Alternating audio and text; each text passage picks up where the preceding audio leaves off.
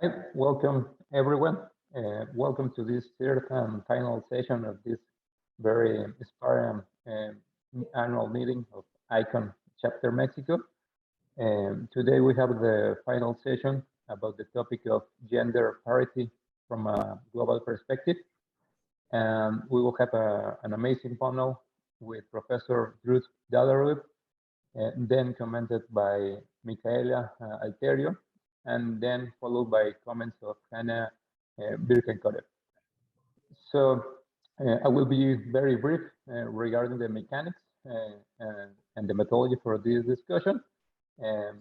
We will start with a presentation by the main speaker, Professor Drude Dahlerup, for about 35 or 40 minutes. I will let you know when you're getting near the end. So just to make a very brief introduction of Professor Drude Dahlerup, she's a professor at the Department of Political Science at the University of Estocolmo and an honorary professor at Roskilde University. Thanks so much, Professor, for accepting this invitation, and the floor is yours. After your presentation and the comments by Alterio and Birkenkötter, we will follow by questions and answers from the public and fellow members of the ICON chapter, and we will start a general discussion. Thanks, Drude, and we are all ears. Thank you. Thank you. Thank you very much. Can you hear me? You hear me good. Well, thank you for this invitation. I'm very pleased to be here at this meeting. I want to warn all of you that I'm a political scientist, and I know that most of you are from law, but that's just a challenge for both of us. I'm calling you from Copenhagen. Denmark is my country of origin, but then I have been in Stockholm, professor in Stockholm for about 20 years.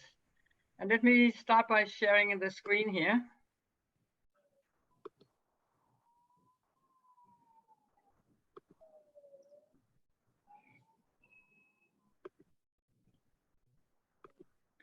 So, as mentioned, the title is A Global Perspective of Gender Parity. And let me tell you also that apart from being a professor and teaching and doing writing scientific articles and books, I'm also an international advisor, for instance, for United Nations, for the Interparliamentary Union and other international organizations. When the countries call for help, when they're trying to make a new constitution and trying to get more women involved in the political life. And I love to come when they're exactly discussing a new electoral law, because electoral systems and gender quota system is my expertise. So I have been a consultant, for instance, in Bhutan, in Tunisia, in Egypt, in Sierra Leone, in Kenya, etc. Right now, I'm on a mission in Nigeria, however, a mission from the web at this time. And they only have 3% women in the National Assembly. So, of course, this is very important. So the agenda for today is 3, the goal of parity. What is parity? What are we going for? The second one is the diagnosis. And why are women and minorities underrepresented? And this seems to be a very simple question. And at any rate, in my opinion, it's the key question, and it's not as simple as that. And the third one is then the strategies which should come out of the diagnosis. And here I'll focus on affirmative action, temporary special measures, gender quotas, and also look at their effectiveness and legitimacy, which of course is very much discussed. So what is the goal? Well, I'll start with the CEDAW Convention, the Convention on the Elimination of All Forms of Discrimination Against Women, which is old, is from 1979. And I read for you the purpose here. It's very interesting with this normative international text. For the purpose of the present convention, the term discrimination against women shall mean any distinction, exclusion, or restriction made on the basis of sex. They didn't say gender at that time, which has the effect or purpose of impairing or nullifying the recognition, the enjoyment, and exercise by women, irrespective of their marital status, on the basis of equality of men and women, of human rights and fundamental freedoms in the political, economic, social, cultural, civil, and other fields. Please notice that at this time, what they're talking about is anti-discrimination. And of course, today we say that is absolutely not enough. Affirmative action, for instance, is a much broader term than just anti-discrimination. So here comes Article 4, and I want to mention that because that's especially interesting from a legal point of view. Because Article 4 in the CEDAW Convention says that the adoption by state parties of temporary special measures, that's the word they use, maybe today we say more affirmative action, aim at accelerating de facto equality between men and women shall not be considered discrimination as defined in the present convention.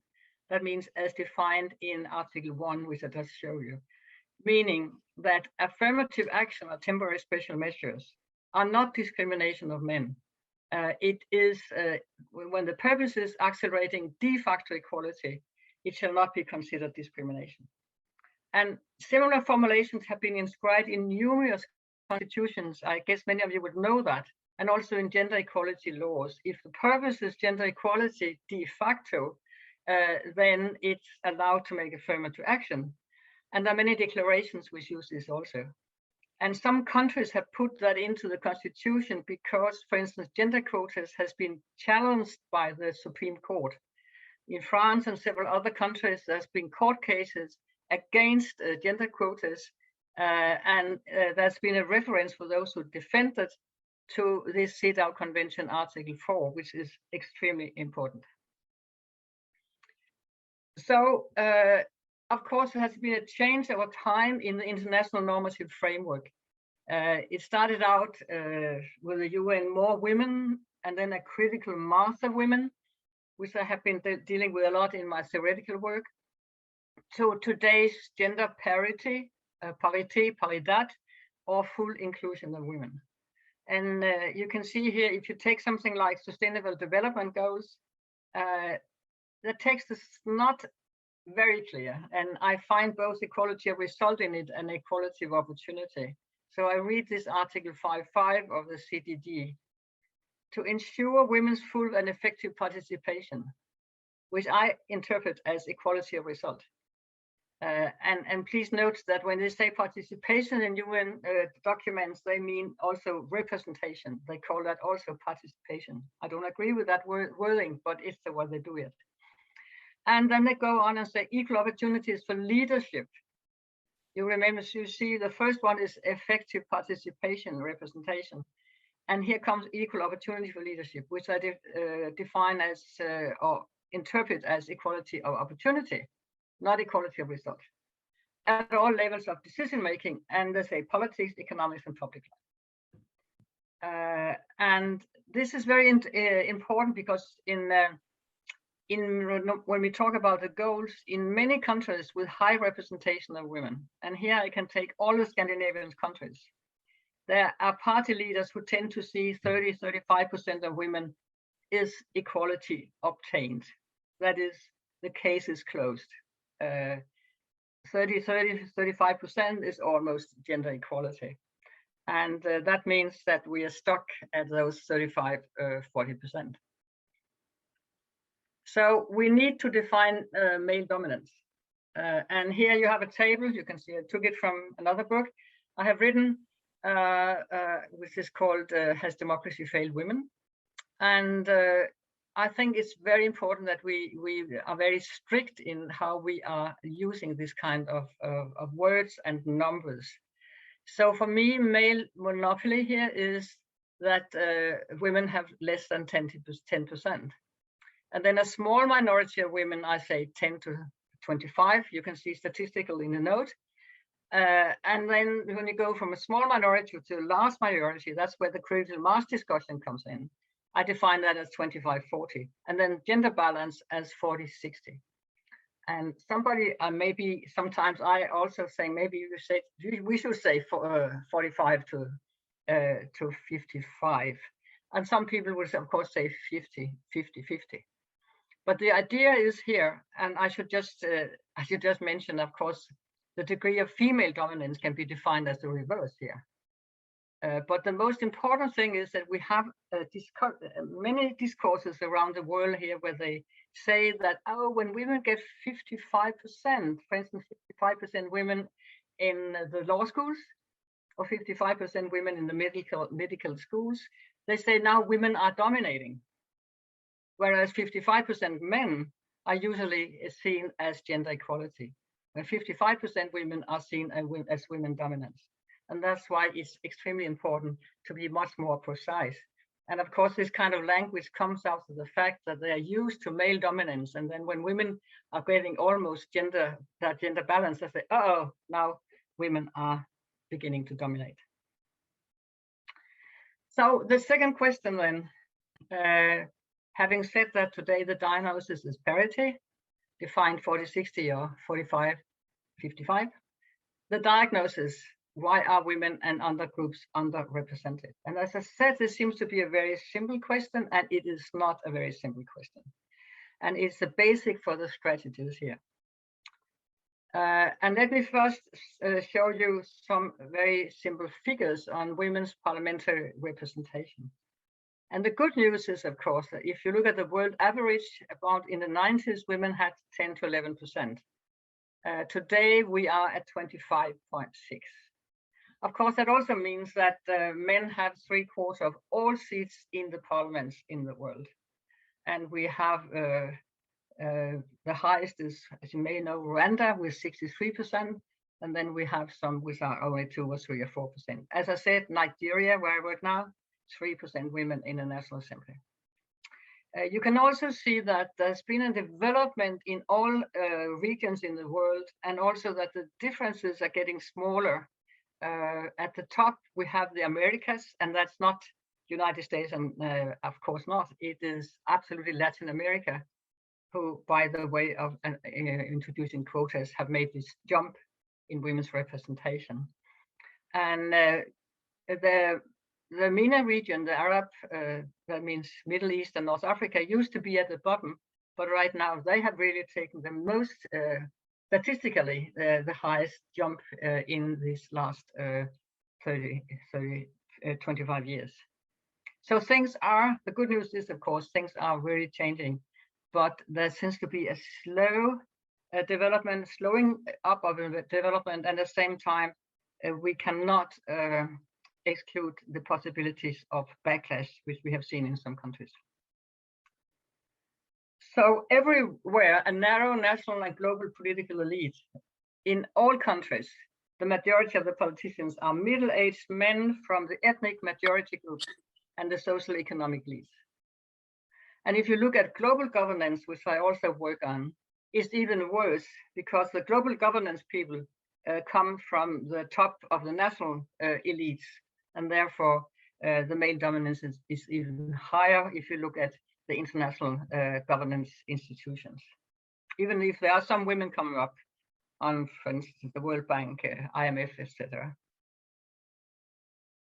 So here are the 5 arguments for women or for parity, for more women or for parity in politics. And I think it's important to take this also. And you can think, those of you who are listening here, you can think about where you place yourself when you argue on this. The first is a justice argument, saying the parity is a goal in its own right, that you just don't have, women don't have to prove that they will make any difference. It's an argument, as a goal in itself. I mean, you don't ask people in South Africa, the black people, oh, you can only get the right to vote if you can prove that you would make a difference. But of course, the feminist movement wants women to make a difference. And here we go to the second and third arguments. The experience argument, that women's and different groups, minorities also, experience should be represented. The third one is there are some conflicts of interest between men and women on certain issues. It could be equal pay. Are men really interested in equal pay?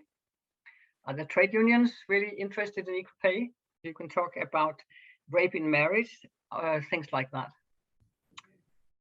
Here comes the fourth one, which is more the neoliberal argument of today, saying that diversity is good for business.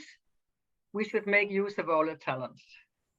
And this is a very popular argument today, even, for instance, when you talk about doing something about the lack of women in the top of the business or in the top of the public administration or the top of the politics. Some people, especially those who argue among the first, it's a justice argument, don't like number 4, because let's say that women do not make a difference, or that the women having more women in the business do not make the economic result of the business much better. Then we shouldn't have the women, or what? And therefore, many people go back to say the justice argument. Women are half the population and should have half of the seat. 5 is a new one that's come out first and foremost from the Beijing Platform for Action, the UN Conference on Women in 1995, that more women, or even parity, they didn't use that word at that time, they said critical mass will improve the function and legitimacy of democracy. And you can think what you are arguing yourself. I can even find myself using different arguments if I talk to different audiences. Well, when we talk about, again, why are women underrepresented and why are minorities underrepresented? There are 2 major ways of looking at it. The first is blaming the women. Women are not qualified, the women are not willing, or an argument, I heard that in Bhutan, I've heard that in Morocco, and recently I just heard the same in a webinar in Malta. They say the problem is that women do not vote for women. That's why women are underrepresented. And every time when I hear that, I ask them, how do you know? Don't you have secret voting in your country? I mean, you need survey data to know how men and women vote for which kind of candidates. And especially in the Morocco case, also the women's organizations and many people in the government say the problem is women do not vote for women. And when I said, can I see the statistics? They say, okay, we'll show you tomorrow. And then the next day they came and say, no, there are no figures. And you know why? Because there are no candidate names on the ballot. You can only vote for party symbols. So it's totally wrong. In Bhutan, they said the same. It's there you blame the women, right? In Bhutan, I asked for the figures from the Electoral Commission. It turned out that in 3/4 of all constituencies, there were no women candidates. How can you then blame women for not voting for women? That is simply crash. So with the Beijing Platform for Action, 1995, it represents a change in diagnosis from women's alleged lack of qualifications or lack of political interest, or women don't vote for women, to more a lack of inclusiveness on the part of the political parties and the political institutions. And I think this is also the way I work when I go around the world about how to empower women in politics. So the political parties are the real gatekeepers in most countries to elected positions, and by the way, also to many appointed positions. And therefore, you have to go one step back to what I call the secret garden of nominations. Many political scientists call the secret garden of nominations, because when the voters enter the polling station, the names are already on the ballot, and most voters have no idea who decided which names were put on the ballot. So we have to go one step back and asking, why are the political parties not more inclusive? And there are many different reasons for that. For instance, in Nigeria, it costs a lot of money to get on the ballot, which of course is disfavoring women. The third one was the strategy. And here we talk about affirmative action as a strategy. There are many labels here: affirmative action, positive action, temporary special measures. As I said, CEDAW Convention. Affirmative action and positive actions are more from the Beijing Platform for Action. Gender quotas. And gender quotas is really one of the major strategies of today, even if it's also very unpopular in many circles. And the interesting thing is that there is a spillover from quotas for elected assemblies to public commissions in the public administration. And the last thing is to corporate boards. For instance, Norway have a law saying at least 40% of each gender on all corporate boards, the boards of the biggest companies. So there is a diffusion from one arena to the other. And the basic arguments about this and the discussion is here that if you argue for affirmative action, which by the CEDAW Convention is not discrimination against men, the point of departure is that if everything was fair in society, there was no need for affirmative action. If there was a level playing field, there were no need for it. There were no need for gender quotas. The Australian researcher Carol Bucky has argued that affirmative action should not be seen as special help for outgroups, but as an attempt to redress entrenched privilege. Which means that temporary special measure, affirmative action, quotas, whatever we're talking about, should not be labeled positive discrimination. Carol Bucky says, never use the concept positive discrimination. That is wrong. That's a wrong way of thinking. I should also mention in the discussions about intersectionality and binary concepts of men and women that all the quota laws in the world make use of binary concepts of women and men. And it's pretty difficult to imagine that this could be otherwise. So affirmative action always temporary? As I said, this is the CEDAW Convention, temporary special measures. It is in fact not a clear concept and is open to interpretation. What you can say is that normally we talk about projects which usually limit to 2 or 4 years because you have a specific sum of money and then the project finishes when there are no more money.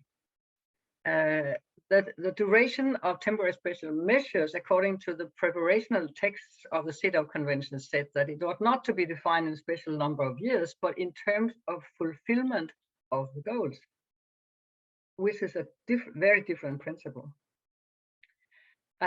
When I look at gender quotas in election, which, as I said, is one of my specialties, it is not temporary. It's now in use all over the world, but very, very few countries have put in a sunset clause saying that that this quota law only should work. For instance, we have one or two who are saying when women have 30%, there should be no more gender quotas. But it's so seldom. So in fact, I don't know if we should use the concept of temporary special measures. In fact, I have just written a piece for UN Women, and they wanted me, they said that I should call it temporary special measures. Well, I did. But I haven't used that concept for very long, and I'm not very happy with it, really. But of course, it's important to discuss what is temporary or not. Because, of course, what we see, all the conferences, the capacity building for women are temporary. But what is needed is permanent changes of institutional norms and practices. And therefore, I have a problem about temporarity. I also have a problem about capacity building. And let me make it straight clear that I think they're very good. And that is what many, many, many NGOs are doing all over the world. Capacity building courses for women who are potential candidates. It's extremely important for me to say that, okay, make that, but it doesn't help to make capacity building for women if the institutions do not change. That is what should be changed. And there I have, in fact, that was from my work in Nigeria. I have to ask this, do we tend to call all changes in favor of women for affirmative action, even when they are institutional changes? And this question was very clear to me when I'm working in Nigeria, because they just changed the constitution and lowered the age for which the young people could go and vote. And no one called that affirmative action for the young. But at the same time, they have a long and very vehement discussion about affirmative action for women. And I was just thinking, do we have a tendency to call everything in favor of women for affirmative action instead of what it should be called? This is a constitutional change, for instance, by gender quotas. I would like to discuss that with you. So gender quotas for public election is a very new global trend. When I started working on this 10 years ago, I said I thought I would work on gender quotas in the world for 2 or 3 years. And now I'm here 10 years later, written many books and articles about gender quotas. There are about 90 countries who have made laws for gender quotas. And then we have voluntary party quotas by some countries. So 2/3 of all countries in the world are using some kind of gender quotas for elections. And the 3 main types are the following: voluntary candidate quotas made by individual parties. For instance, most parties in Sweden, well, for instance, ANC in South Africa. All of them, by the way, now on the 50-50 scale. Some have at least 30%, etc. 2, legislative candidate quota. That is Tunisia, Italy, and is most frequent in Latin America. Latin America, starting by Argentina in 91, is really the area with most legislative candidate quotas. Reserved seats is the 3rd main type, and be aware that this is about those elected, whereas number 1 and 2 is about candidates. And 30% candidates doesn't give 30% elected, as we know, whereas reserved seats is reserving seats. Therefore, it's usually in the constitution. It's in the very way of electing that you have reserved seats for women, or could be for national minorities. And this has recently been proposed in Brazil, and I was a little amazed, but it has something to do with the fact that open list electoral systems are not very easy to combine with any kind of quota system. So Denmark doesn't have any quota system either, and an open list system. Right, I just want to show you the top of the rank order in terms of women's parliamentary representation. You know, in the 90s, it was all the Nordic countries in the top. And I'm very pleased to show this one, saying that now we have lots of countries from the whole globe coming up. Rwanda being number 1, as you all know. Cuba, Nicaragua, New Zealand, Mexico, Sweden, Bolivia, Finland, South Africa. Finland is the only country of those first 9 who doesn't have any quota at all. They have compulsory personal voting, and it's amazing with this high result.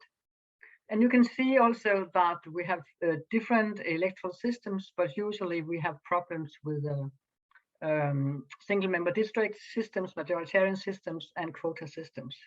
Whereas Mexico, by the horizontal quota, has solved this problem so beautifully. But you know, in general, women have higher representation on average in PR systems than in majoritarian systems.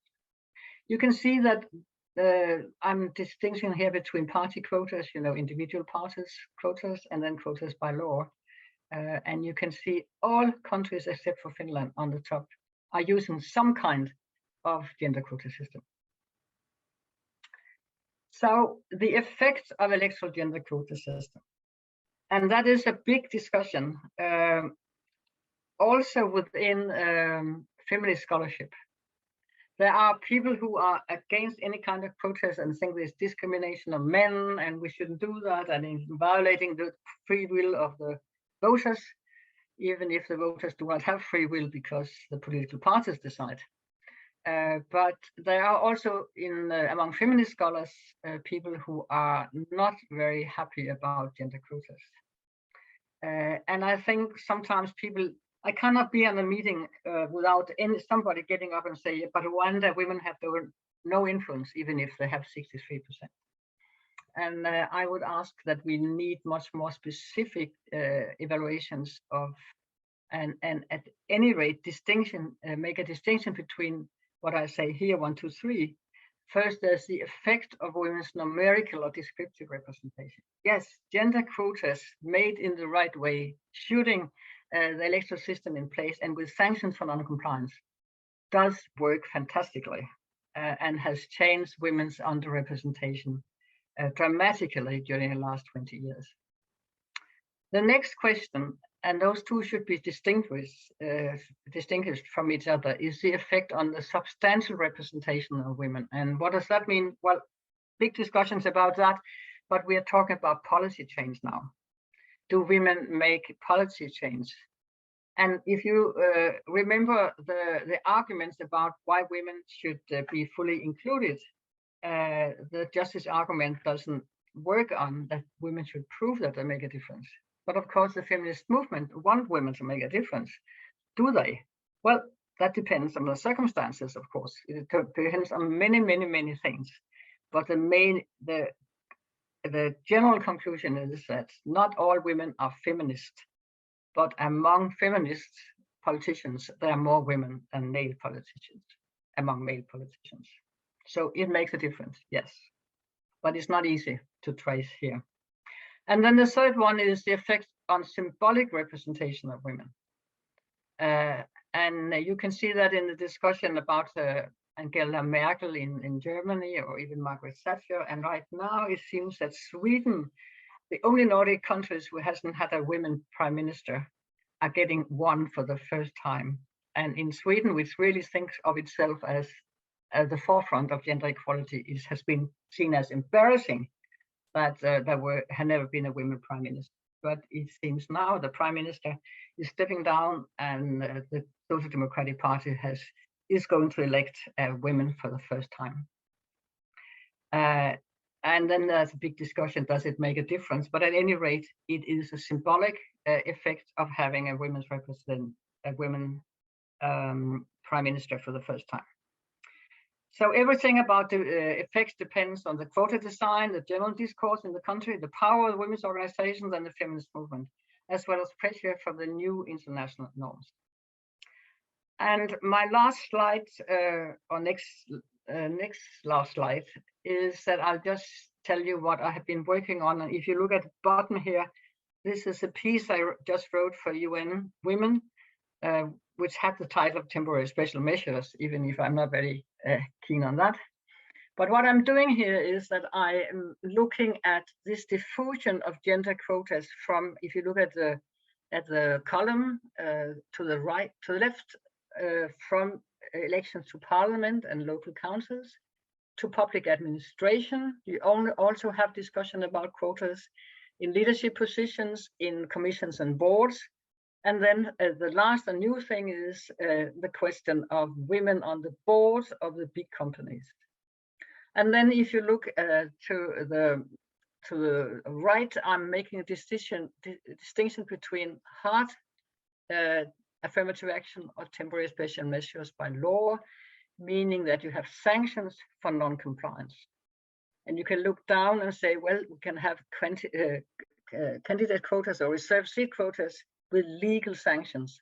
The most effective is that the electoral commissions have the authority to say, no, too bad, you cannot stand for election if you don't comply, which you have in many Latin American countries. If you go down to commissions and boards, many countries and all the Nordic countries since the 1980s have had rules that there should be at least 40% of women or any both genders in all the commissions and boards.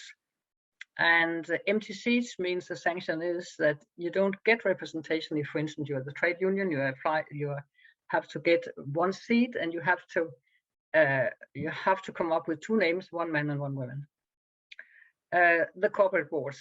Then from the hard, I know this is a big one, but you have to read the paper there. I make a distinction between hard quotas and soft quotas. Soft quotas are those which have no laws, no sanctions at all. So you have candidate quotas without sanctions. So it doesn't really matter if you don't follow the law. We have, when we talk about leader positions in public administration, you have targets, but you don't have any sanctions if you're not following those targets. The same goes for also the public commissions and for the corporate sector. And then, of course, we have non-legal affirmative action. That was the voluntary party quotas like ANC in South Africa or in Sweden. But now we have on corporate governance, also new corporate governance codes. And here my question is, and I'm not going to answer it, what is most effective in terms of increasing women's representation? Is it quotas by law, or is it voluntary quotas where, for instance, the whole corporate sector made their own codes? And I can just tell you that there's no doubt that the hard quotas with sanction is the most efficient. But soft quotas, in fact, are not necessarily as efficient as those non-legal strategies, for instance, where the political parties themselves or the corporate sector make this kind of quotes. It's not any law that is better than voluntary agreements and voluntary things. So just to give you an idea about how I work on this diffusional quota system from the parliament elections, local government, to public administration, to public companies, and then the different kinds, the hard temporary special measures, the softer ones, and the non-legal voluntary ones, and then also look at the goals and the targets. So with this, I want to thank you for your attention. And I'm just saying that for the first time, I have something coming out in Spanish. It's the Instituto Nacional Electoral in Mexico. I gave a talk, and now they have published this in Spanish, and I'm very glad for that. So thank you very much. Thanks so much, Professor Dahlerup. And now we will continue with the comments by Micaela Alterio. As you know, Micaela is an associate professor at the Department of Law at the ITAM, and also co-founder and co-president of ICON Mexico. Micaela. Thank you so much, and thank you, Professor Dahlerup, for your presentation. I'm very glad to be here. I will talk a little about Mexico and the achievement of parity in the last legislature. So the gender parity achieved in the Mexican Congress was the result of successive legislative and constitutional reforms, which were supported by the Supreme Court of Justice. The last of these constitutional reforms were passed in June 2019 and March 2021, establishing parity for the three branches of government. But the parity requirement for the nomination of candidates for parliament was introduced by a constitutional amendment in February 2014. And that moment, Article 41 established in the relevant part that the purpose of political parties as citizens' organizations is to make possible their access to the exercise of public power, following the program's principles and ideas that postulate and through universal, free, secret, and direct suffrage, as well as the rules to guarantee gender parity in candidacies for federal and local legislation. The constitutionalization of the parity principle didn't avoid the discussion about its implementation because it was debated whether parity should only apply to candidatures or to the actual distribution of seats in relevant bodies. The unconstitutionality action, Acción de Inconstitucionalidad 45 of 2014, discussed the scope and limits of parity for the Assembly of the Federal District, now City of Mexico. This case was presented to the Supreme Court in abstract review by two political parties, arguing that the electoral code of the Federal District that required political parties to alternate on their party list between male and female candidates for proportional representation was unconstitutional. Article 292 of the Electoral Code established two provisional lists for the election of deputies by proportional representation. I will explain this. It's a little complicated, but I hope you can understand. On the one hand, list A was made by 13 candidates with their same gender substitutes, alternating by gender, like a zipper list. On the other hand, list B was made by those candidates that did not win the relative majority election in the district. So list B should also alternate among gender formulas, notwithstanding the number of votes received in the majority election.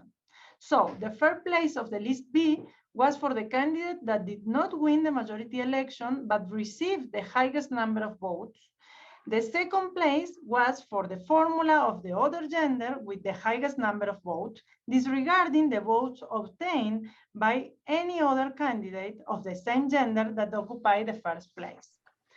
Furthermore, Article 293 of the Electoral Code mandates that once the list A and B are made up, candidates should alternate. Both political parties argued that the construction of list B violates the right to equality and the right to vote and to run as a candidate because the second place of the list was allocated by gender and not by the number of votes obtained in the election. Moreover, one of the political parties argued that Article 292 of the Electoral Code exceeds the constitutional principle that require parity in the nomination of candidates, but not in the final accommodation. In September 2014, the Supreme Court declared Article 292 constitutional. To begin with, the Supreme Court distinguished between formal and substantive equality.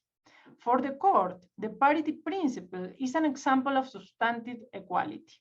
Substantive equality requires temporal special measures or affirmative actions that make real equality of opportunity for groups in vulnerable situations. The court quoted official data of the INEGI to show how there is structural discrimination against women in Mexico. Well, according to this official data, in 2013, only 33% of senators and 36% of deputies were women. Furthermore, in support of affirmative action, the court refers to Article 7 of CEDAW and General Recommendations 23 and 25. The court concludes that the parity principle does not only encompass parity requirement for candidate lists, but requires parity in the concrete body in question, so equality of results. Moreover, as a constitutional principle, parity is a measure which objective is to realize equality in the electoral arena, overcoming previous legal attempts that increases the candidatures of women, but not their effective presence. The court argued that there was no violation of the right to vote and to be voted because the candidates that lose the election and made up the list B did not have any right to be accommodated in a fixed place. Moreover, the purpose of proportional representation is to give minorities a voice in representative institutions to guarantee plurality in deliberative organs. According to the court, insistent with proportional representation, people do not vote for candidates, but rather vote for political parties and their programs. For this reason, the court concluded that Article 292 was constitutional. Some months later, the upper chamber of the Electoral Tribunal ruled a similar case for Nuevo León, but in a different direction. In its ruling, the Electoral Tribunal considered gender parity as distinct from gender quotas. In its understanding, constitutional gender parity is a permanent measure that allows gender equality, but which concretions must be in the law. In that sense, local states fulfill the principle with legal provision that guarantee 50% of the candidatures for women within zipper lists and horizontal quotas, and with the rejection of the list as a sanction for non-compliance. This is why, for the Electoral Tribunal, the system does not allow affirmative actions after the election. The arguments of the tribunal are similar to those that consider gender parity as a precondition of democracy. In this understanding, which came from Europe, especially from France, parity is not a temporal special measure, but the only way democracy can be legitimate. Parity democracy, which means a 50-50 distribution of representation, could allow to overcome a masculine concept of citizenship and with it, the sexual division of labor. Here, the equality principle and different kind of representation, like descriptive, substantive, or symbolic representation, are not under discussion. The decision about those principles will be addressed and decided when parity democracy functions. Finally, the Supreme Court of Justice resolved those contradictory interpretations in the Contradicción de Tesis 275 of 2015. In its ruling, the court confirmed its first interpretation, but understanding that parity principle is permanent and it demands equality of results, an actual 50-50 distribution of seats, what means almost reserved seats. What are the problems on this last configuration of the principles, in my view, of course? I consider that there are two important problems here. The first one is the rigidity of this interpretation that hardly allows more flexible formulation in the future, compromising the idea of temporality and instrumentality of quotas. The other one is that this formulation reinforces the gender binary system, and thus it can tend to an essentialist conception of gender and representation. In my opinion, it will be preferable to establish an interpretation of the constitutional principle of gender parity as allowing temporal special measures that are provisional, corrective, and strategic, but not definitive. I was thinking as allowing neutral gender quotas with maximum or minimum that can allow some possibility to non-binary persons to enter in the representation process. I do not deny that Mexico, for the first time in its history, has 48.2% of women in deputies chamber and 49.2% in the Senate. This is something to celebrate for its potentialities of transformation. But we must still consider the foundations under the principles to continue advancing a gender equality agenda. Political parity is only the beginning of real equality. Thank you very much. Thanks so much, Micaela. I remind you, all the people that are seeing in Zoom or in other social media, that you can make questions and you can formulate the questions either in Spanish or English, and we can translate them. So now we continue with the comments of Hannah Birkenkötter. She's a visiting researcher at the department at ITAM. Thank you, Hannah. Thanks very much. I'd like to start my comments by making my own position a little bit clear. Professor Dahlerup, you mentioned you're not a lawyer, but a political scientist. In turn, I am not a political scientist, but a lawyer. And I am not an expert on gender quotas specifically, or on gender studies more broadly speaking, nor am I a scholar of party law, which in Germany at least has been very important in the discussion about legislated gender quotas. But I am an international lawyer. I have done some research on the implementation of Sustainable Development Goal 5 in Germany that you mentioned in your presentation. So I do have some background on gender equality, but from an international law perspective. So my comments are thus from the position of an international lawyer who has done some work on gender equality in international law. They're also from the perspective of a lawyer from Germany, where the latest attempts to introduce legislated quotas have been met with lots of legal controversy, and I'll talk very briefly about that. So my comments, I would really like to focus on 3 points. In your paper that you sent around, which is the paper you mentioned for UN Women, as well as in your presentation, you raised the question of quotas as temporary special measures in the sense of Article 4 CEDAW Convention. And I would imagine that UN Women wanted you to use this terminology so that they could make the legal connection with Article 4 of CEDAW. So I would like to bring further evidence, and this is really a doctrinal legal argument, if you will, that quotas are definitely within the understanding of Article 4 CEDAW, even if they are not designed as temporary measures. So I don't believe that from a legal point of view, a sunset clause is necessary for quota policies to count as temporary special measures under Article 4 CEDAW. Then in my second point, I'd like to very briefly go over some of the kinds of legal arguments that were raised in Germany when the first legislative quotas for party lists were introduced at state level. So we had a number of court decisions last year, one from the Federal Constitutional Court, and then two from state constitutional courts on gender quotas, and I'll talk a little bit about that.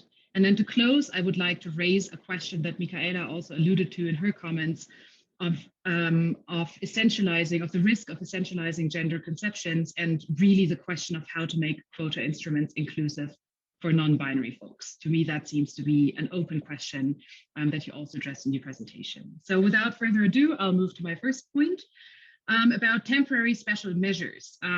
So what does international human rights law have to say? What are some of the classic temporary special measures that are envisioned by Article 4 CEDAW? So CEDAW, as you will all know, is one of 9 core human rights treaties that have been negotiated under the auspices of the United Nations, and it has a committee, the Committee on the Elimination of Discrimination Against Women. It's an expert committee to monitor the implementation of the convention, and it is foreseen by the convention itself. The layout of the committee, how it's composed, etc., can be found in Article 17 and following of the CEDAW Convention. So one of the tasks of this expert committee is to issue what is called general recommendations or general comments. And Micaela also mentioned that some general recommendations were taken up by the Mexican Supreme Court. I found that very interesting because this is something that German courts sorely lack, references to these international human rights instruments. So from an international point of view, from an international law point of view, these general recommendations are really authoritative interpretations of the treaty provisions. And so they are very important if you want to interpret what temporary special measures are. And if you look at the general recommendations that have been issued with regard to Article 4 of the CEDAW Convention, then you will find that as early as in 1988, the committee mentioned quotas in its general recommendation number 5, in which it recommended that states parties, and here I quote, make more use of temporary special measures such as quota systems, unquote. So there are other things that are mentioned, but quota systems from the very inception of the CEDAW Convention have been seen as a temporary special measure. And this understanding was reiterated in a newer general recommendation that addresses Article 4, which is General Recommendation number 25 of 2004, which also mentions quota systems as an example of a temporary special measure. So now comes the problem of temporary. What does temporary in the sense of Article 4 CEDAW Convention mean?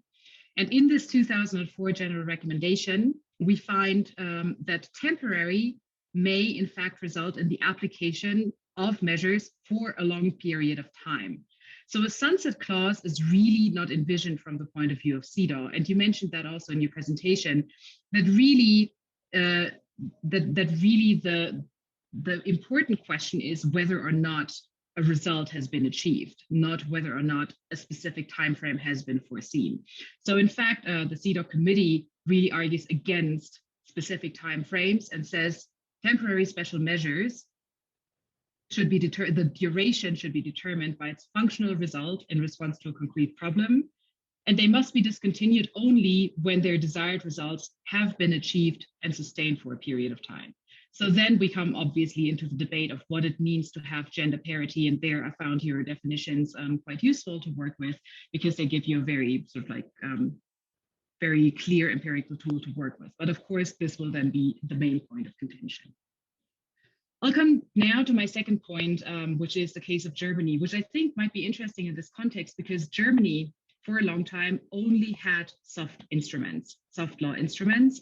There were some parties who had internal quota systems, but there were no legislated electoral quotas until very recently. At the federal level, we still do not have any legislated electoral quotas. So at the federal level, it is the parties themselves. Some parties have quotas, especially the Social Democratic Party and the Green Party. The Green Party has the strictest quota system, and it's also been the first to introduce a gender quota in their internal party organization. the Christian Democratic Union, which is Angela Merkel's party, and the Liberal Democratic, the Free Democratic Liberals do not have any quota systems, nor does the right-wing populist so-called Alternative for Germany. So in Germany, for a long time, there were no legislative quotas, and that seemed to be okay as long as the amount of women in parliament was increasing, if ever so slightly. However, in 2017, in the 2017 election, there was a very stark drop of women from 37% in the previous legislative cycle to 31%, which was one of the lowest representations of women in several decades. And so this is when really this discussion about legislated gender quotas gained some traction in Germany. So at the state level, there were 2 states in which legislated gender quotas were introduced, namely Thuringia and Brandenburg. And in both states, those legislated gender quotas for parties. So the idea was to introduce parity at the party list level. In Germany, we have a list system. So the lists should be designed in a parity way. And the sanction was that if you didn't have a gender parity in your list was not going to be admitted for the election. So that's a very harsh sanction. And so in both states, these legislative acts were challenged, and in both states, they were declared unconstitutional. So in the legal debate, I believe we need to distinguish 2 questions that arise in the constitutional law. At least in Germany, we have to do so. So the first question is there a duty to impose quotas if there is a clear inequality of gender representation in the parliament? This is a question that was posed to the German Constitutional Court, to the Federal Constitutional Court, and it was answered in the negative. That I don't find it very surprising, because while there is a constitutional duty to aim at gender equality in society, there is a lot of legislative leeway as to how to do that. And so it's not surprising that there is no duty to impose quotas. But then the other question is it constitutionally permissible to introduce quotas by law? And these 2 state constitutional court decisions that we had last year both said that this concrete way in which the quotas had been designed were unconstitutional. However, the Constitutional Court, the Federal Constitutional Court, has given some argumentative leeway that I believe many lawyers in Germany would argue that there are ways in which to design a quota that might be permissible. However, the question is open, and it is really the subject to a lot of controversial legal debates. So what are some of the main arguments that are being used by the courts? So the main arguments are arguments about equality of election, freedom of election, and equality amongst parties, as well as equality of the parties to organize themselves. So the main arguments that both state constitutional courts presented to declare the legislative quotas for party lists unconstitutional were, first, that it violated passive equality of election, so the equality to be elected, that it also violated the freedom of election, so voters' free choice was limited, they argued, by quota systems, and that it also violated equality amongst parties, because parties with fewer women were disadvantaged. And mind you, the parties that brought these challenges to the legislative quota systems were, of course, the parties who would have had problems fulfilling the requirement of gender parity. And then lastly, the last argument that was brought by the courts was that the legislative gender quotas violated the organizational liberty of the parties. For the first 3 arguments, there has been a lot of criticism from the legal literature, because passive equality of election, active freedom of election, and equality amongst parties are all infringements that the current party law already foresees, because the way in which the law designs that lists need to be composed already limits voters' free choice to be elected, limits everyone's sort of like equal opportunity to be elected. And the violation of equality amongst parties, for example, is not a problem when you consider that parties who have more members are at an advantage to be elected over parties who have fewer members. So there, I believe the state constitutional court's decisions stand on relatively thin ground, thin ice, if you will. But then for the violation of organizational liberty of the parties, I think that is probably the strongest constitutional argument against a legislative quota.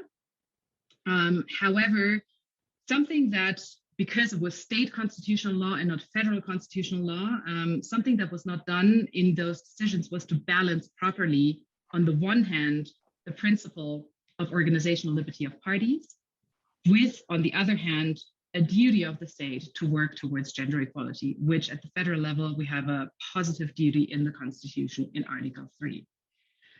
So there is some leeway, I believe, and it will be a political choice, obviously, of the next government to see whether to push for legislative quotas at the federal level. However, really these two court decisions that declared unconstitutional at the state level legislative quotas were a blow against those who are lobbying in favor of gender legislative quotas, because really then you have a risk, of having the quota declared unconstitutional, and that could be more of a setback than if you worked with soft law instruments in the first place.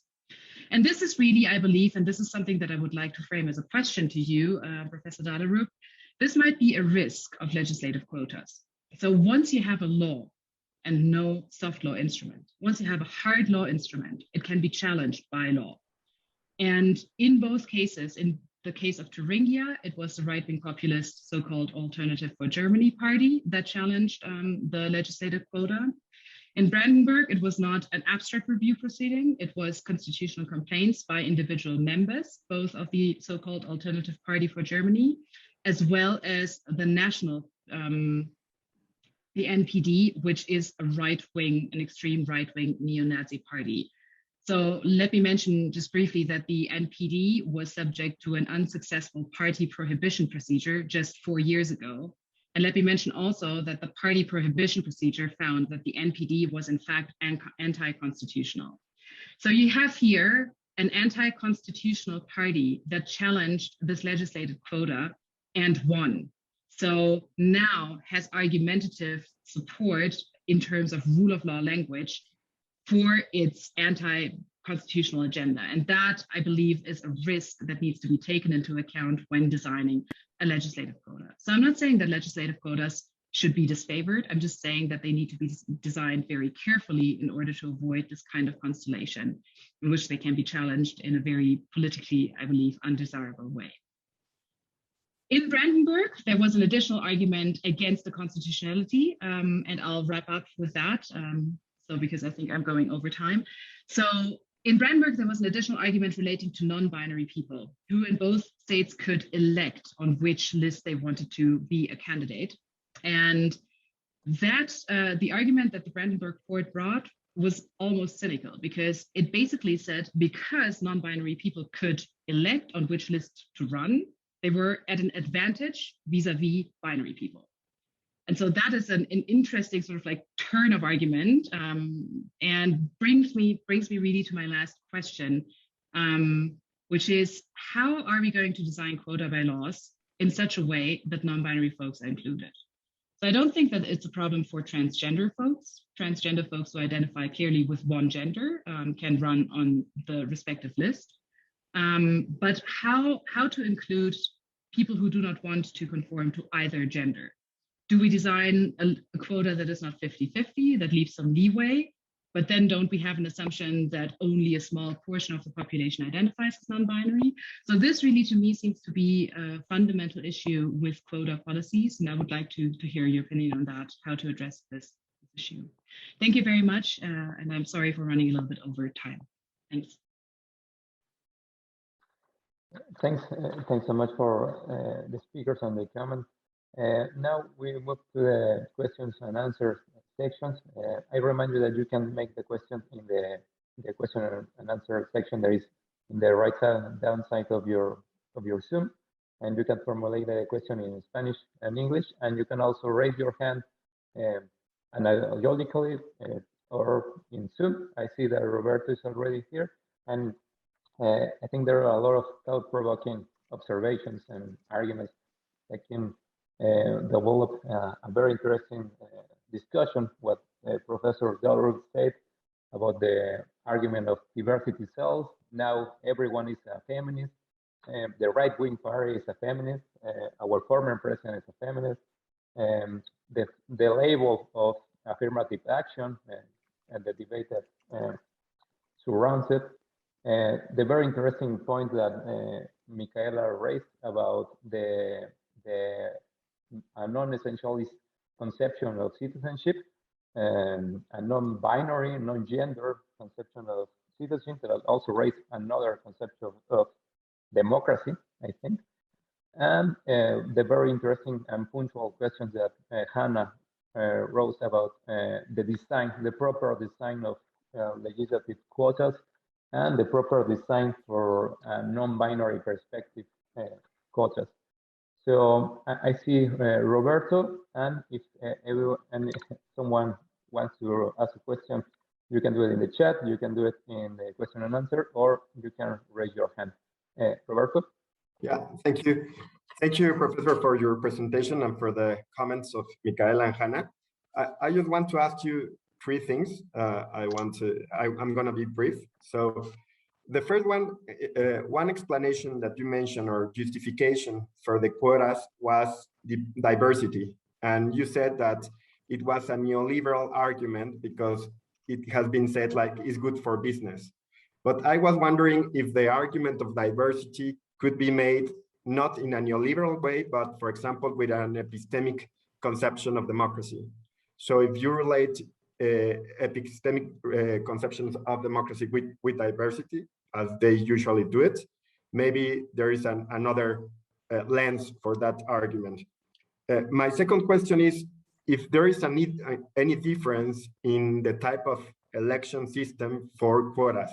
For example, in Mexico, as Micaela mentioned, one very good argument for the Supreme Court to make a broad interpretation of the parity system was that we have a proportional representation system. So I don't know if it makes a difference for being more expansive. And the third one, I didn't see in your exposition, but maybe you have the data regarding parity in Supreme Courts. That's a theme that in Mexico, at least in the last few years, is important, and it's also very interesting for me. So if you have something to say us, it would be very interesting. Thank you. Professor Dahlerup. Yep. Yes, I would like to comment on some of those very good questions, really to the point.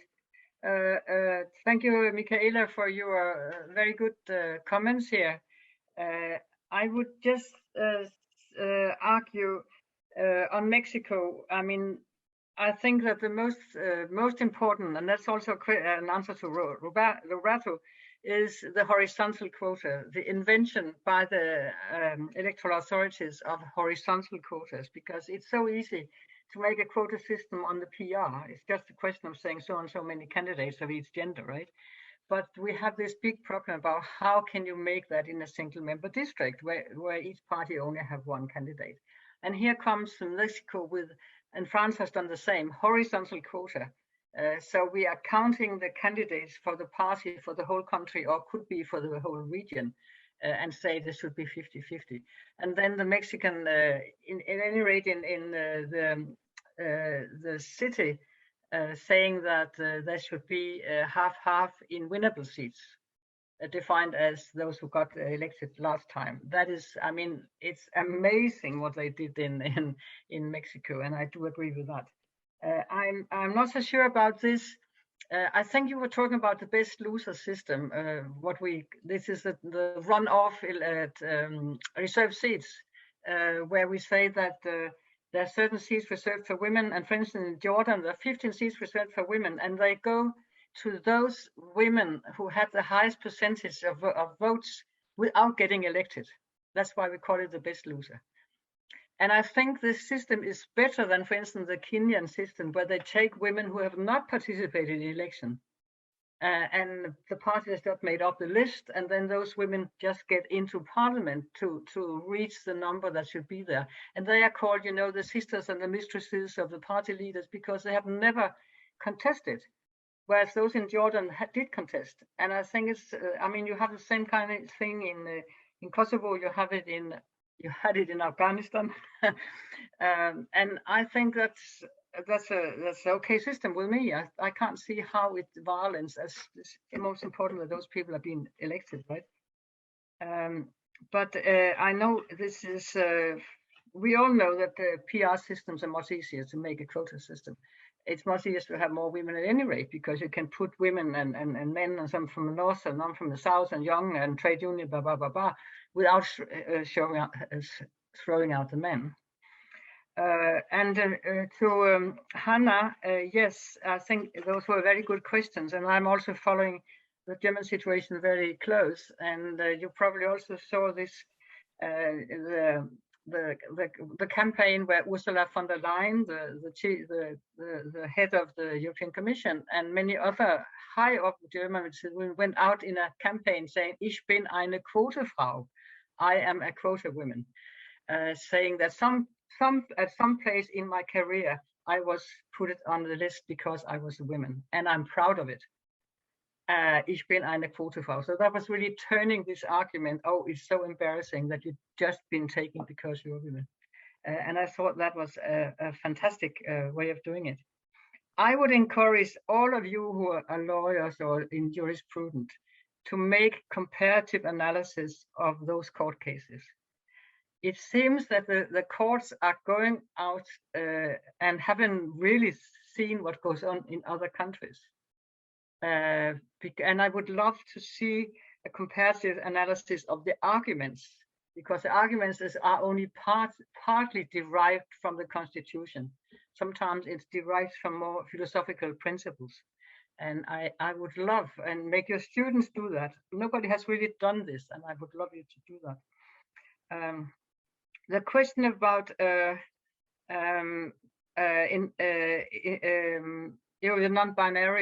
non-binary people, I think this has to be solved within. People have to choose, as you said, have to choose whether they want to stand on the women or the men, and there's no way that this small minority can go in and change and be a third category, because there are many other categories then. What about people who are immigrants, who are highly underrepresented in all political systems? And to the freedom of the parties, my argument will be, as you also said, there are many limits to party freedom. And one of them is the geographical.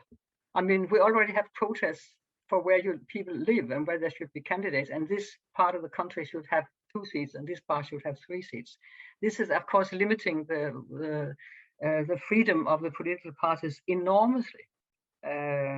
We have many of these kind of things. National minorities in many countries have reserved seats. I mean, in Poland, 2 German seats are reserved. 2 seats are reserved for Germans, etc. Those are also so. And the free choice of the voter, we have discussed that already. It's the free choice of the parties which is really at stake here. I absolutely agree with that. Essentialism, I hate the word. I only use it for biology arguments, where you take the argument out of biology.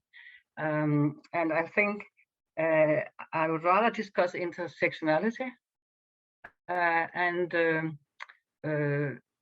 then I would argue that the diversity and intersectionality, the quest for that, should not only be taken to the women elected, but also to the men elected. That's a major thing, and I say that so heavily, and I agree with you, Roberta. From a philosophy point of view, you can use this kind of argument in different ways. Let me tell you, in Egypt, I was on a mission to Egypt for the IPU, and here they were making a new electoral law, and we just came into the machine room with those people to give advice. And they had this saying that there should be reserved seats for women and reserved seats for the Christians, the Copts, and for the expats, and for the disabled. And they came up with, I don't know, I think 7 categories. And then one of the generals came into the room. He hadn't been there from the start, and said, I have a solution here. We can just say that the women should have at least 2 other categories. Any women reserved should also be a handicapped or a Christian or an expat. And everybody said yes. And we advisors said, no. I mean, you only do that for women then, and not for the men. This is outrageous. And in fact, it is a little bit like that in in the constitution of Egypt, because the amount of reserved seats is higher than the number of seats available. And I think this is really dangerous when you don't touch the men and let women have all the burden of and the joy of diversity. So I think this is, I know in Mexico, and I'm sure Micaela knows about it also, that there were men who changed gender. They said they were women, right? And then the electoral commissions looked at their Facebook and found out that they were fishing with all the other men, etc. So of course we have problems here. And I think that the question of binary people is not bigger than the question of many other excluded groups, and I think has to be solved within each of those categories. But also the men, the category men, would have to have people who are choosing to be in that category, even if they were born women, for instance. I think that was the main arguments here. And thank you for a very good question. Can I just remind you one of that if you have the data or something to say about the Supreme Courts? Oh yeah, thank you. I thought I had forgotten something. No, Yeah. I haven't studied that, and I think I would really encourage somebody to do that. It's we have some countries in the world, for instance, Kenya and Colombia, who has all-inclusive quotas. Meaning, for instance, in Kenya, they say no gender, the use of word gender should have more than 2/3 of all positions in elected and appointed positions in the country. Elected and appointed positions. No gender should be allowed to have more than 2/3. And I've been on a mission to Kenya also, but they haven't implemented it, I should say. They haven't not implemented it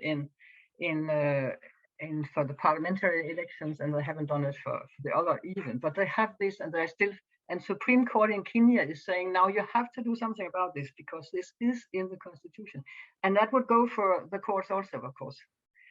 I don't think there are many courts who have any kind of gender quotas, except for the International Court of Justice. I don't know if you know that, but they have this writing. I don't have it, the specific one in my mind. I wrote about it in my book, Has Democracy Failed Women, where they say that there should be more or less equality of men and women, and those who should know something about violence against women. And there are, I don't know, maybe you know about any court because who has any kind of quota rules.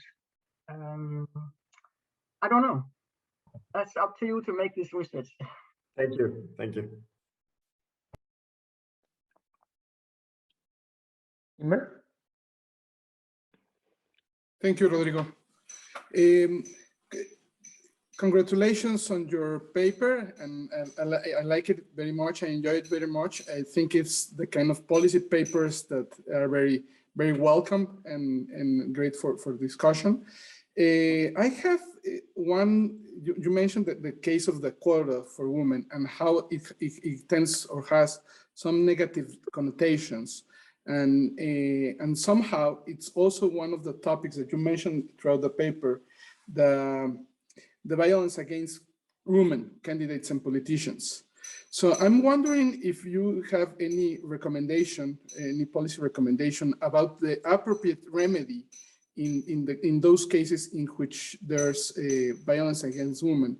And because in Mexico, the Federal Electoral Tribunal ruled that it was necessary to create some lists of those men who have been sanctioned for violence against women. And there's some sort of discussion on whether this is the appropriate remedy of just creating the list, and it can be that they are just like reference, or whether it will be a better idea to have some other sanction attached to them. So I'm not sure, what do you think about how to work out the problem of violence against women, and which would be the appropriate remedies? if I can pick your mind.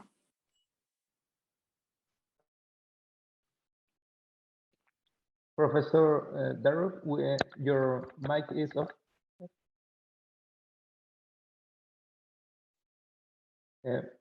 Yes,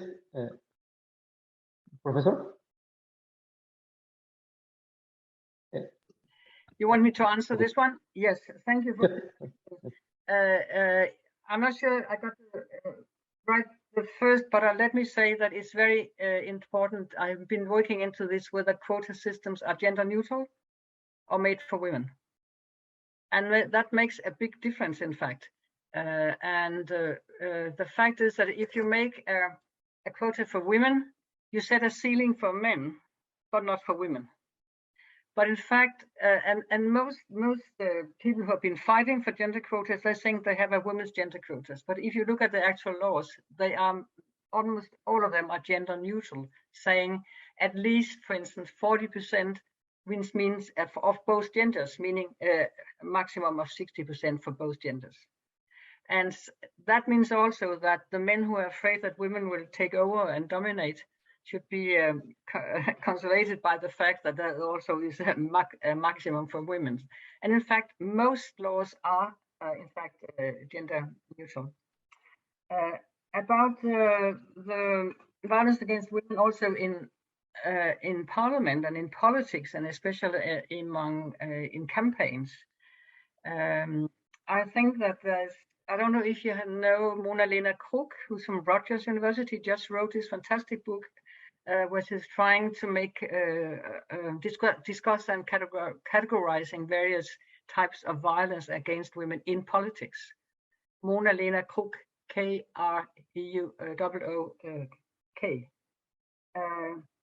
If you talk about violence against women in parliament, and it's amazing, you don't believe it, but there have been rapes in various parliaments, for instance, in South Africa. The most important thing is that this is the responsibility of the institution. It has been like this in Sweden, where you have, almost the parity. The women have been complaining not about sexual violence, but about not being listened to, etc. And the Speaker of the House made an investigation on this, because it is a responsibility of those who are the chair, the presidium, whatever it is called, of the parliament, to see to, just like in the Me Too, is the responsibility of the employer to make policy, to make investigations and make policy to prevent this kind of things. But then, of course, you're talking also about general bias against women. And there are so many rumors that women are not qualified, and the women are just, the wives of important husbands, etc. And here we need enormous amount of studies. And those studies we have, for instance, for Argentina, shown first that the women are just as well educated as the men are. And that they are, in some way, every woman is called a quota woman, no matter how they are being elected. So this is in fact bias and prejudice against women, not about women elected specific on quotas. And of course, this is the responsibility of the president and the chair of the parliaments to do something about this. It's outrageous that this takes place. Thank you. Thank you, Professor Dahlerup. Micaela and Hannah, would you like to comment on the reply? No, I only have like a permanent question about. I mean, when I was studying the fundaments of parity or quota or gender quota, I found this difference between the French movement that stand for parity democracy and gender parity as a precondition. One of the arguments they used to justify this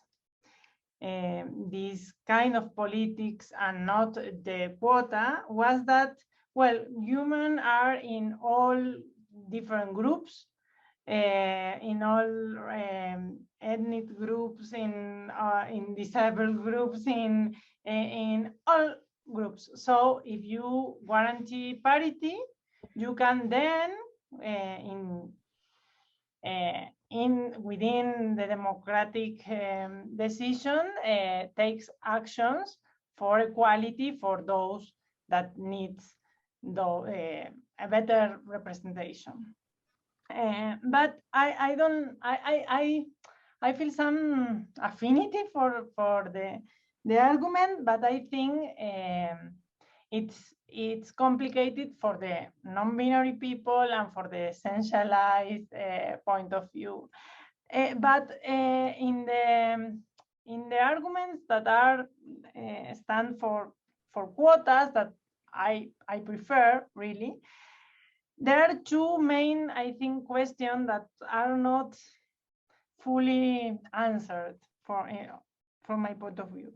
One of them is why women and not other groups? Because if we take really seriously intersectionality, we cannot say that the category of woman is the main category. For some people, in order to identify themselves, there are other categories that are more important than women, and all those categories are also underrepresented. So why women and why not other groups? And the other is how many? Because now we are like, I know you wrote about the critical mass theory. I follow your work really. I think I know what you think, but this is a permanent answer. How much? How many? There is sufficient women when we arrive to a critical mass. We need parity. And I think these two questions are not fully respond, you know? And I wonder if you have some. Yes. I want to talk. This is also, Roberto, I forgot to answer this. When I make these 5 arguments, or which is synthesizing the actual discussions around the world, right, that people are using this kind of arguments. This is about women's representation in general. It was not specific about quota systems. When I work on quota systems, my main diagnosis and argument is the exclusion of women, right? Not that women will do what women will do. And I think that this has been very, very instrumental and very good for the quota movement. As I said, you have 2/3 of the countries in the world who use quotas, because women have different opinions and women are different, right? So they cannot agree on what this is going to be used for, maybe except for a few things they agree on. All of them are kind of, for example, violence against women, etc. But if you take the point of departure in the exclusion of women, say there are qualified women enough in civil society to fill all the parliaments in the world, and we're only asking for 50%, right? That is so it's the exclusion, the institutional, the lack of inclusion by the political parties which is a big problem. So I'm not arguing that we should have quotas because women may be different. And here comes my quarrel with the French people.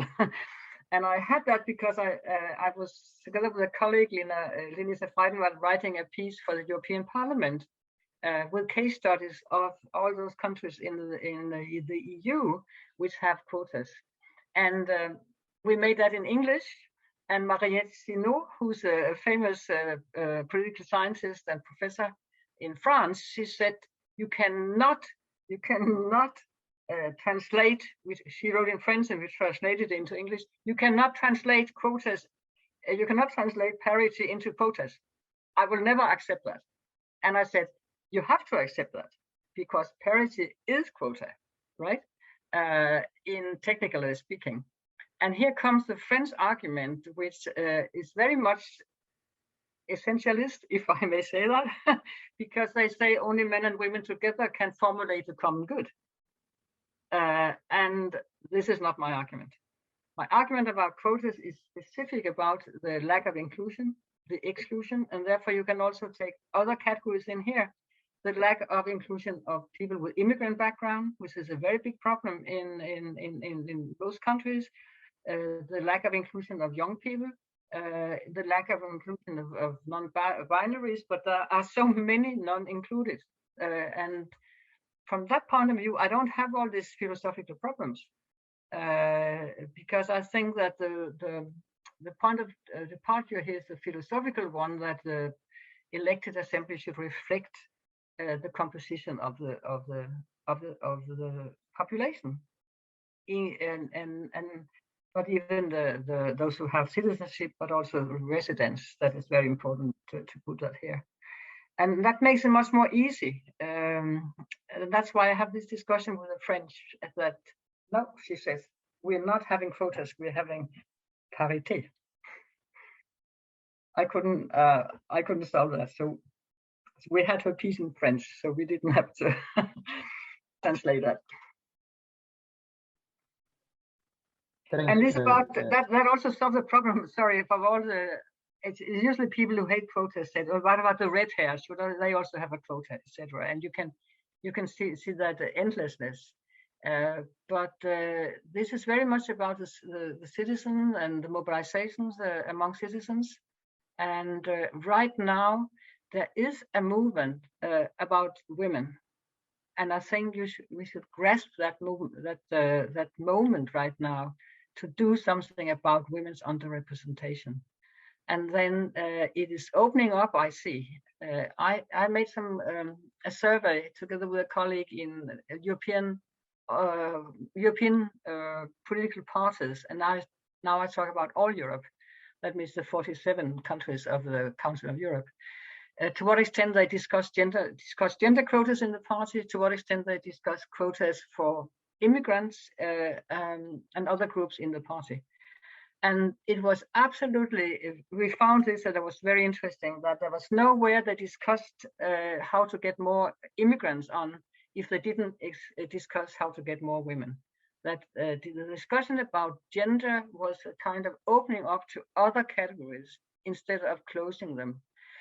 So there were much more who were discussing gender than other categories, but the gender issue seemed to open up. So there was no one that discussed, for instance, immigrants' representation, where they hadn't started with the gender. So I think that gender is opening up for this. So I take the point of departure of the historical exclusion. That is my point of departure. Thank you. Thanks, Professor. Hannah? Thank you. Yeah, I think that clarified a lot to me your stance. I believe something that we all ought to keep in mind when we are discussing these issues is what kind of vision of democracy do we have, right? So this is an argument that has been, so the red hat argument, I think, is very easily dismissed in the sense of like, is this a historically excluded group? Is this a group that is vulnerable to rights violations, historically speaking, as women have been, as people with disabilities have been, as in many countries, indigenous people have been, et cetera, et cetera. And so I believe that is a very good criterion in order to open up the debate. Then I think a question arises, though, to what extent in a representational democracy, we have to have an adequate sort of like distribution of how a society is composed. Does that necessarily need to be translated one-on-one into a parliament? And I guess not. I guess there is some leeway, but we have a problem if some groups are completely excluded. So because then some voices are not heard. So I believe quota systems, when you design quota systems, you might want to think of a good representation of different groups, but without sticking to the idea that societal distribution needs to be represented one-on-one in the parliament. Because as you said, not all women are necessarily going to vote in favor of women's issues. Many men might be voting in favor of women's issues. People without disabilities might take into account the concerns of people with disabilities. However, if there are no people of excluded groups represented, then it is less likely that their concerns will be heard. So I think that this is sort of like an observation or thought that we might all bear in mind. What kind of idea of democracy do we have when we talk about designing quota systems. Yes. Can I also say something about the double quota? Because I've been writing together with a Moroccan colleague a book about women in politics in the MENA region following the Arab Spring. And you know, there are some good examples and some bad examples. But here Tunisia is a fantastic example, even if they have problems now, and they have this quota, which is alternating, the zipper system alternating men and women all. But they also have a quota for young people. And there's been, in this book, we have a piece which is showing how the problematic about this, because it seems good, you have a quota, 50-50 alternation men and women, and then you should have a certain number of views also. And the fact was that in one of the following elections, some of the experienced women were not elected, and the young women were being preferred and put up on the list. It's a PR system, right? And when it came to constituting the committees in Parliament of Tunisia, and the chair, all the chair became men, experienced men, because you couldn't take a young woman and make her chair of the finance committee, right? And since the experienced women were being, selected out, the double quota, which should be good, in fact meant that men had more seats, because there were some women leading committees in Parliament before the youth quota came in. So this is really a problem. The devil is in the details here, and we already had to take care. Also, I mentioned the general in Egypt who wanted to say that, okay, the women could have the burden of diversity, but he wouldn't touch the men at all. He didn't even think about it. Thank you. Thank you, Professor Dahlerup. There is one question from the chat, so I will read it. In countries like Mexico, where constitutional vulnerable groups such as people with disabilities, indigenous people, or Afro-descendants are protected, how should temporary measures incorporate intersectionality to address unequal representation? Yeah, that follows a little bit from our previous discussion. And there are several countries, especially in the Middle East, who have quotas for disabled people. Egypt, for instance, has it, and several other has it. They also have quotas for expatriates, as people who are citizens living in other countries. And in Europe, we almost don't have anything of this. So there are many good examples of this about also people with disability. Kenya has it also. There is again a possibility of saying this is within the political parties who should be more open to people with disability. And you could have candidate quotas saying that that should be some. You could have candidate quotas for disabled people. Again, we are talking about the number of people here, but of course, disabled people are much more than transgender people. So disabled people are really something that should be discussed. It could be voluntary by the political parties, but it could also be candidate quotas, for instance. And then maybe you should have for the whole country and not just for one constituency to make this work. I think that would be a good idea. I do absolutely support quotas for other categories also, even if I agree that we shouldn't make a strict system.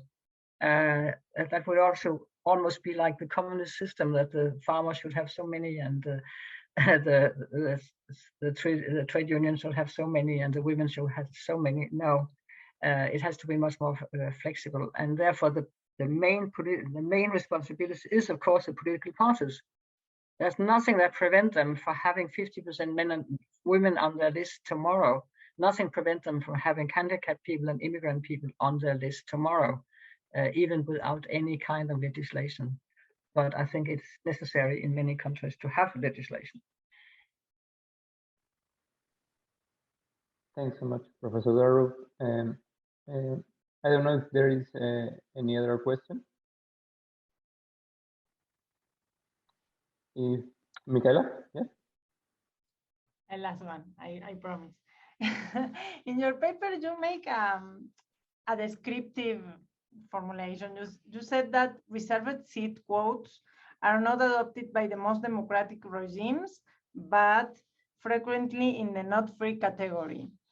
I wonder to know if could you repeat that? I didn't get it. Sorry, that reserved seat quotes are not adopted by the most democratic regimes, but frequently in the not free category of countries, of course. And I wonder, I think that Mexico, after the interpretation of the Supreme Court, have like a kind of system of reserved seats. So I wanted to know if that affirmation you do that is descriptive have some normative consequences, or is something that is only like this and is have not consequences? That's a very good question. Let me just tell everybody else that we're talking about that. I made in this UN women paper statistics on which kind of protest systems in which kind of political system. I was using Freedom House's three category, you know, democratic, semi-democratic, and authoritarian regime. And the fact is that quota systems are used by all three categories. I mean, it's used everywhere, 2/3 of the world. So of course, it's almost everywhere. And then I try to see is there some picture here, general picture. And the fact was that in the category of democratic regimes, I didn't find reserved seats. In a newer version, I have forgot Taiwan. Taiwan is a democracy, and they have reserved seats. And I can agree with you about Mexico. I mean, Mexico is so close, has so strict rules, especially made by the electoral authorities, that it is almost reserved seats. But I mean, technically speaking, it is candidate quotas, but it is very close to the reserved seats. But primarily, reserved seats is very much used where you have single-member districts, because it is so difficult, as we talked about, to have quotas in other kind of electoral systems. But also, it's much more reserved seats are mostly in Africa, and it's mostly in Asia. That's where we find them. And it is, of course, no, I'm not ready to argue on the question of democracy not having reserved seats, because many democracies have reserved seats for national minorities. I have to think more about it before I will conclude. And when Taiwan came in, and I have made a new table where you can see Taiwan, there is one country using reserved seats. I would in general say that reserved seats are very, very, very good in strong patriarchal societies. Versus in societies where it's almost impossible for women to get any food into the system. And here you can take India at the local level. I mean, you have a strong patriarchal system in the countryside, and you have single-member districts. And this is almost the worst combination, which only reserved seats can break. And right now they have this, since 1993, that 1/3 of all elected in the local councils, the panchayats, have to be women. And that's also 1/3 of the chairs, and also it's combined with the scheduled caste reservation already. So the gender quota also is for the scheduled castes. And that means that now more than 1 million women in every term of election. It's a rotation system, so it will take from village to village. This village, only women can be candidate. And next election, it's the next village. It's a rotation reserved seat systems that only women at some election can compete. And many women are saying, I could not stand for election if I had to compete with a man, because my husband and my in-laws would not accept that. So here we are talking about something which work in extremely patriarchal societies. And there's right now every term 1 million women or more serving in local councils in India in the countryside. So here I say there's no other way than reserved seats that could have made this possible. And by the way, we have more and more research now on the effect of this in terms of substantial representation. And that is a little bit different from state to state. But one of the major conclusions seems to be that when you have women as a chair of the local council, there are much more money going to to women's issues like dwelling for water, so you don't have to walk 3 or 4 kilometers. Whereas the men leaders are much more interested in roads because it's only men who drive by horse or by car. So I think from very patriarchal society resting on single member districts, there's no other way than reserved seats. But there are also democracies with reserved seats, yes. I don't have a theory yet.